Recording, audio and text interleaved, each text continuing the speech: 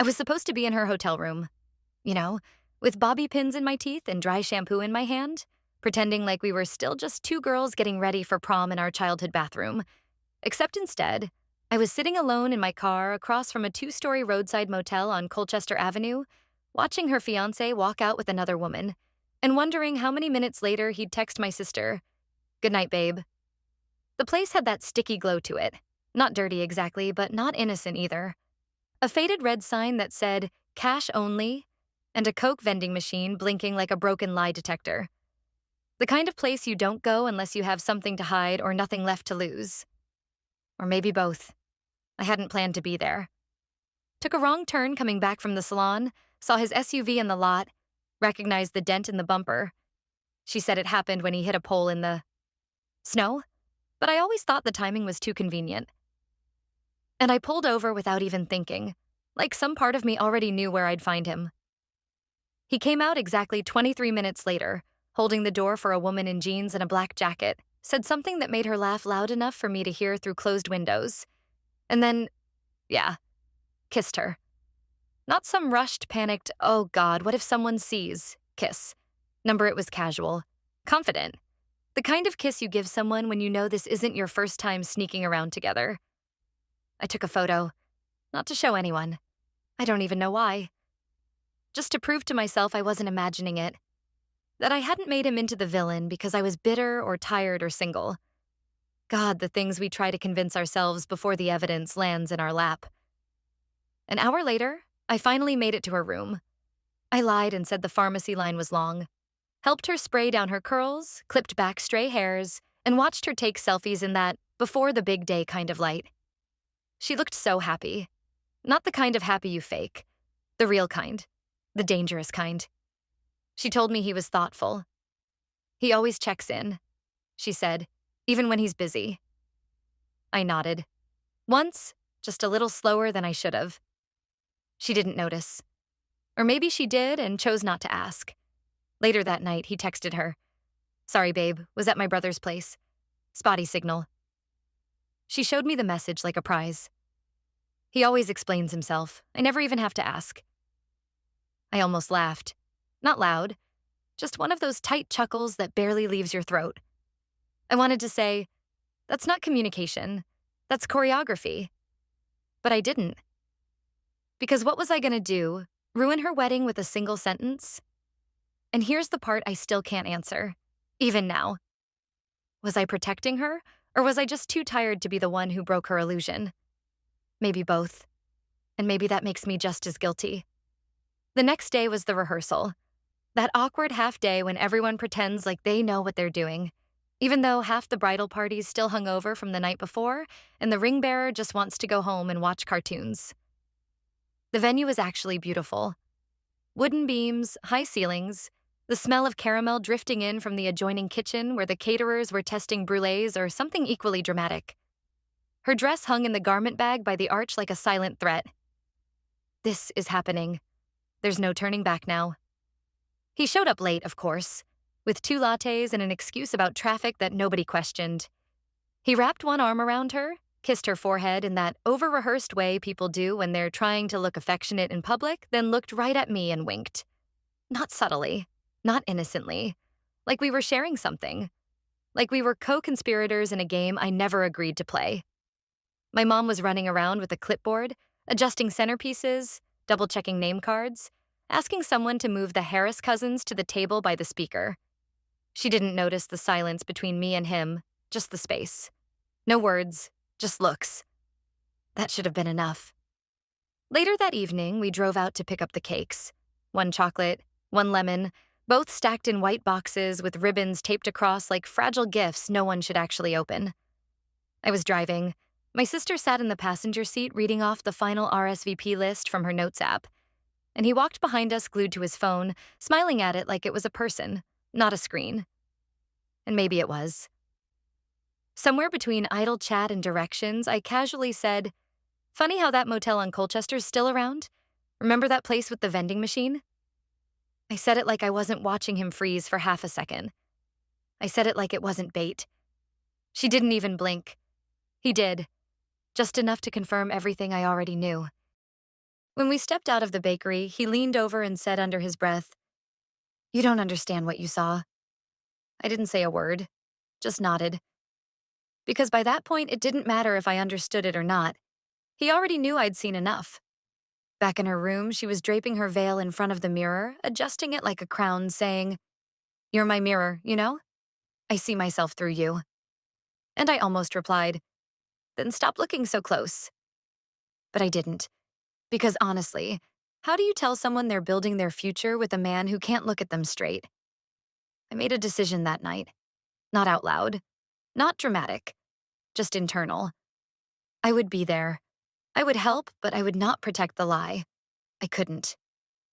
I uploaded the motel photo into a locked folder on my phone, named it something boring, files3.zip, and set a reminder, delete in 30 days. Still haven't.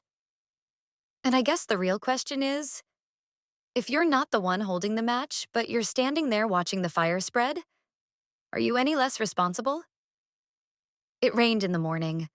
Not a downpour.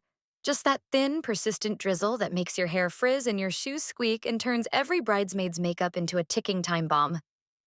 But by the time we arrived at the venue, the sky had cleared, as if even the weather had been briefed not to ruin the photo ops. The ceremony was at this old boathouse by the lake. High ceilings, string lights, folding chairs tied with twine bows. That Pinterest kind of pretty. Everything was set. Everything was perfect. Everything was fake. I stood by her side, holding her bouquet while she adjusted her veil, smiling for photos like this was a day I'd always dreamed of, even though I knew damn well the dream ended the second he stepped out of that motel with someone else. He stood at the front of the aisle in a tailored navy suit, hair slicked back like he was auditioning to play loyal husband in a low-budget rom-com. When she walked toward him, he smiled. That slow, polished kind of smile. And I watched closely, like really watched, and noticed something weird. He wasn't looking at her. Not really. He was looking just over her shoulder like he was waiting for someone else to show up and stop the whole thing. The vows were short. He kept them vague. "You make me better," he said. "You've taught me to trust," he said. "Seriously?" She beamed like a sunrise. I bit the inside of my cheek. People cried. I didn't. Not because I didn't feel anything. I just wasn't sure what I was supposed to feel. Pride? Joy? Panic? At the reception during cocktail hour, he came over with a glass of white wine and said, "We're officially family now." And I nodded like a bobblehead in a car crash. "Some families aren't built to last," I replied, quiet enough for him to know I meant it, loud enough for him to know I wasn't afraid to say it. He blinked, once, like the truth stung a little. Then he smiled. That same smile. The salesman smile. Later, during their first dance, she kept her eyes locked on his like he was the only man alive, and he kept glancing into the crowd like he was checking for an exit. I saw it. I don't think anyone else did, but once you've seen a lie once, you start spotting it everywhere. And here's the kicker. She was happy. Blissfully, dangerously happy. And I found myself thinking, is it worse to be lied to or to be the one holding the truth in a room full of people who don't want it? Because I was standing in the middle of 117 guests, 3 bartenders, 1 DJ, and exactly 0 people who knew that the groom had spent the night before the rehearsal in a motel with someone who wasn't the bride. Tell me, what would you have done? A week after the wedding, my sister posted the album on Facebook. 63 photos, professionally lit and perfectly filtered, captioned with, "Best day of my life." I scrolled through them slowly, one after another, like I was reading a book I'd already spoiled for myself. And not in a single photo was he looking at her. Not once. My mom dropped a comment in the family group chat, something breezy like, "So lucky to have such a wonderful man join the family." And I didn't even bother reacting. I just muted the thread. Again. Then my sister texted me. Said she wanted to catch up. Just talk. Said she missed me. Said she was grateful. Said all the right things. But I knew what she really wanted. Not my presence, but my approval. Her version of closure. So I went. We sat out on their porch in the back. Plastic chairs, string lights overhead, a citronella candle already half burned from the week before. She talked about baby names, about maybe moving to a bigger place next year, about how he wanted a dog, but she wasn't sure. I listened, nodding when expected, sipping from a mug I didn't ask for. He came out halfway through, barefoot, holding his own cup like this was just another Tuesday. He looked right at me and asked, "You take cream or sugar?" Same voice, same delivery, like nothing had happened, like we weren't standing on top of a bomb no one wanted to defuse. I said black. He said good choice. On the wall behind them hung one of their wedding photos. The two of them mid-embrace, her head tilted into his chest, his arms around her, his eyes not on her, but somewhere behind her shoulder, unfocused, like he wasn't holding a person, just a prop. I opened my mouth once. I really did try. I wanted to ask, "Are you happy?" But the words never made it out. Her happiness looked like cellophane, pretty, fragile, and too easy to tear. Before I left, she handed me a gift-wrapped copy of the album. "So you'll always remember how much you helped me build this day." I smiled, took it, said thank you. But when I got home, I laid the album out on my kitchen table, flipped to the ceremony page, and just stared at one photo. He's holding her hand. But his fingers aren't curled. They're just resting. And that's when it hit me. Her life isn't a marriage. It's a set. And I'm not a guest. I'm the lighting tech who sees every crack in the walls, every wire hidden behind fake ivy. And here's the question I couldn't shake all night, even hours later when the album was back in its box. If someone asks for your silence as a gift and you give it, does that make you generous or just complicit? A week after the wedding, my sister posted a full photo album on Facebook. 63 pictures, all polished and bright, with a caption that read, "The best day of my life," like it was a Hallmark ad. She even tagged the photographer and the venue, left a few hashtags like number forever and number love story. I clicked through the album, slowly, frame by frame, like I was watching a documentary about a disaster that hadn't happened yet. And I don't know why I kept count. Maybe because I needed proof. But not in a single one of those photos was he actually looking at her. Not even once. He looked at the camera. He looked into the crowd. He looked off to the side or up at the sky or down at his shoes, like someone distracted by a notification he didn't get. But never at her. Not the way grooms do. Not the kind of look that says, "I still can't believe it's you." My mom dropped a comment in the family group chat. "We're so lucky to have such a wonderful man in the family now." And I stared at it for a full minute before I just exited the app, turned off notifications, and flipped my phone over screen down on the coffee table. I didn't have the bandwidth. Not that day. Later that evening, my sister texted me. Said she wanted to hang out. Just the two of us. No agenda. Just catching up. But I knew her. I knew the tone in that text. It wasn't about catching up. It was about reassurance. She wanted to see if I would lie to her face. She wanted to believe that everything she built wasn't already leaning sideways. So I went. They had just moved into the top unit of a duplex off Pearl Street.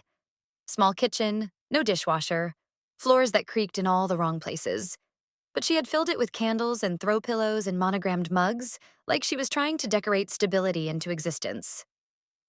We sat out back on the little wooden porch. Plastic chairs, chipped table, a citronella candle already burned halfway down. The sky was that soft blue-pink you only get in Vermont before a storm. She talked, nonstop. Baby names, maybe 2 kids, maybe 3. He wanted a boy, she didn't care. She said they might move to a bigger place in a year, maybe something with a yard, maybe get a golden retriever. She even said, "And of course, you'll be auntie number 1. I smiled. I nodded.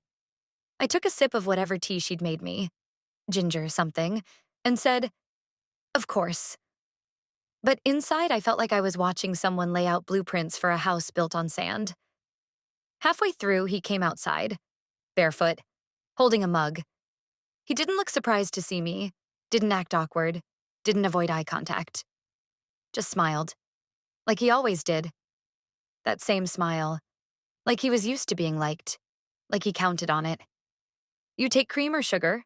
he asked. I told him black. He said, "Good choice." and walked back inside. I stared at the back door for a second longer than I should have, then turned to her and asked, well, tried to ask. I opened my mouth to say it. Are you happy? That was all I wanted to ask. But the words caught. Not in my throat, not physically, just somewhere behind my ribs. Because looking at her, legs tucked under her, blanket over her lap, that soft glow kind of smile, I knew what I'd be doing. I wouldn't be asking. I'd be puncturing. And some part of me didn't want to be the one holding the needle. On the wall inside the apartment, right behind their kitchen table, was a blown-up canvas print from the wedding. Him holding her in a half embrace, her eyes closed, peaceful, leaning into him. But he wasn't looking at her.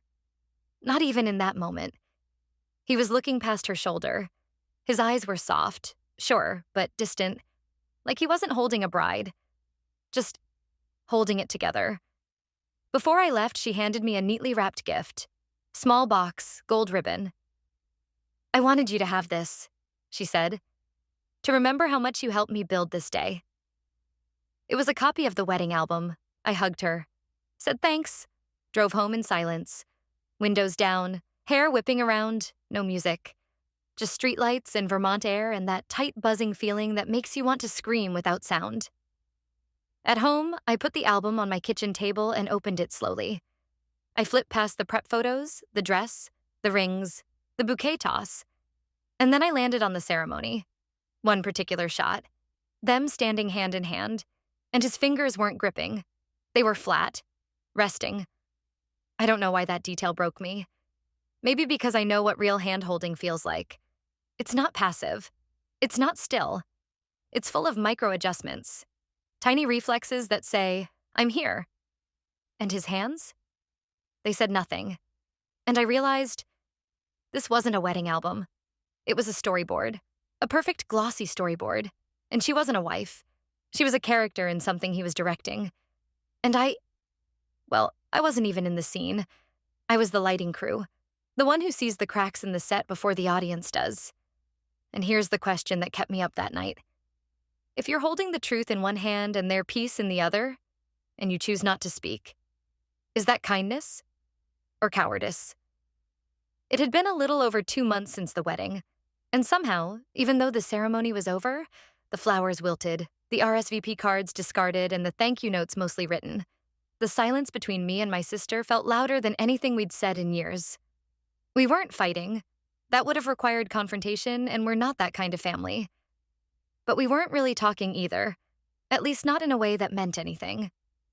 She'd still send me little texts, picture messages from brunch or videos of her rearranging their apartment or the occasional, look what he made for breakfast with a stack of pancakes and 2 coffee mugs side by side. I didn't respond to most of them, not out of spite, but because I didn't know how to fake what I wasn't feeling. It wasn't that I was angry. I just didn't know what to do with the space between the truth I'd seen and the truth she was living. Then, one Monday night, I got a message. It was late. I was curled up on the couch in the same pair of sweatpants I always wear when I've stopped pretending I'll be productive. Halfway through reheated pad thai and watching something forgettable on Netflix when my phone buzzed. It wasn't a text. It was a DM on Instagram from a private account I didn't recognize. No photo, no bio, just a handle I didn't know and one mutual follower, my sister. The message said, "You seem like someone who knows more than she says." At first, I didn't react. I just stared at the screen like it might blink first. Something about the timing, the stillness in the room, the muted TV in the background, the fact that my fork was still hovering midair, made the moment feel too precise to be random.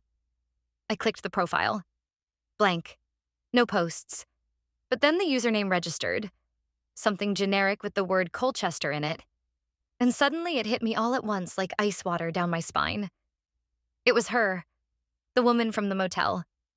The woman I'd seen with him, laughing too loud and walking too close and kissing him like she belonged there.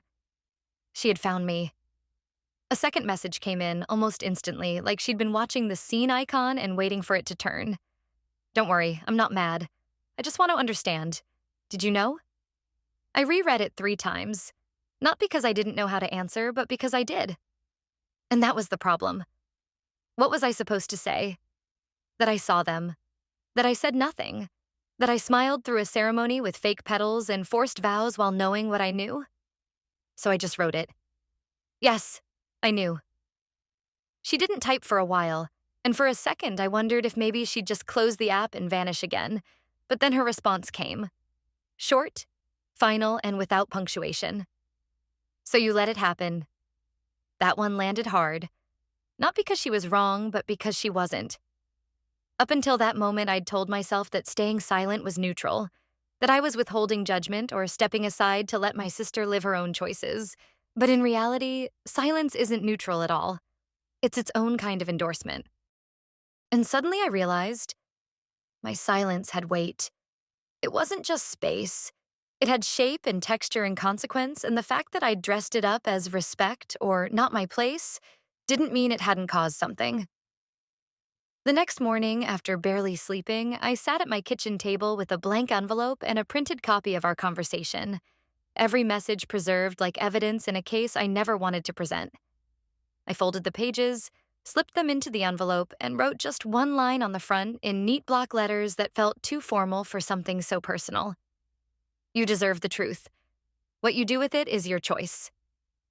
Then I dropped it in her mailbox on my way to work. No return address, no explanation, no warning. It didn't feel like revenge. It felt like clearing my side of the sidewalk. 3 days passed. And then she called. When I saw her name on the screen, I knew it wasn't a casual call. I knew it wouldn't be small talk or brunch updates or videos of the dog she still hadn't adopted. I answered, and for a long moment there was nothing but breath. Shaky, raw, uneven, like the sound people make when they've been crying for a while but haven't found the words to say why. You knew, she finally said, and the way her voice broke on that second word made my stomach twist. I didn't say anything right away. I let the moment sit. Then I said, I was trying to be there for you, but I'm not a doctor. I can't fix what's already broken. There was a pause. Not the kind you fill, the kind that empties everything. Then she hung up. No yelling, no accusations, just the end of a call that wasn't ready to start. And I sat there holding the phone like it was still ringing, like she might change her mind and call back and say something that would make the whole thing less irreversible. But she didn't. I didn't cry. I didn't even feel hollow. I just felt finished. Like the kind of quiet that follows an overdue collapse. Because here's the thing. I didn't break her marriage. I didn't tear down her story. I just stopped holding up the parts that were already falling. And maybe that makes me the villain in her version. But maybe she always needed one. And I kept thinking, not even out of guilt, but curiosity. If she had been the one to see it first, if she had spotted the lie, the motel, the kiss, would she have told me? Or would she have stood by my side holding a bouquet and pretended nothing was wrong? I'll never know, but part of me already suspects the answer. And it's not the one I want. About a month after everything, a package arrived at my door. Hand-delivered, no postage, just left there like a dropped-off memory someone didn't want to keep carrying. Inside was the wedding album, the same one she had given me weeks earlier with a bow and a smile. Only now the bow was gone and there was a folded piece of paper tucked between the pages. In my mother's handwriting, it read, "Since you're no longer part of this." There was no signature, just that one sentence. Like closure, or maybe exile. I didn't call to ask what she meant. I didn't need to. We both knew. I placed the album back in the box it came in, taped it shut, and wrote in black marker across the top. No return address. It wasn't a gesture. It was a filing. Something to put away on the shelf next to old birthday cards and dried-out pens. Things once full of meaning that now didn't even ask to be held. A few days later, my sister texted me for the first time since the call. She said she was moving. Not far, just to Rutland, to stay with an old friend for a while. I need space to figure out what this all means, she wrote, which sounded less like a decision and more like a breath finally being released after months of holding it in. I didn't ask what she meant by this, the marriage, the lie, or me. He stayed in Burlington, changed his relationship status back to single a week after she left. No announcements, no explanations. And just like that, he was back online, back in Instagram stories, liking bikini pics, posting gym selfies, responding to random women's reels with flame emojis as if nothing had happened, as if the whole wedding had been a blip in his feed rather than a line crossed in someone else's life. We had a family dinner last weekend. Well, they called it that. It felt more like a performance with bad lighting. There was a seat for me, technically, a place setting with my name, a folded napkin, even a chair pulled out like it was waiting for something more than my body. But I could feel it. The way conversation shifted just slightly whenever I spoke. How smiles tightened a little too fast. How the table leaned away from me like I was carrying static no one wanted to touch. I left before dessert. Outside, it had started to snow. Early snow. The kind that doesn't last, that melts the moment it hits pavement but still manages to change how everything looks, softening rooftops and muting car horns, making even the ugliest buildings feel a little bit like postcards. I stood on the sidewalk for a while, letting it gather in my hair, not bothering to shake it off. And I thought about that night outside the motel, the quietness of it, the way my hands had gripped the steering wheel even after the engine was off, the way I'd watched the door and waited, not really sure what I was waiting for. That night had split something in me. Not violently, not loudly, just enough that I hadn't really been myself since. I had become something else. Someone else. Someone who existed in the space between truth and silence. I don't check on him anymore. I don't scroll through photos or click on his name.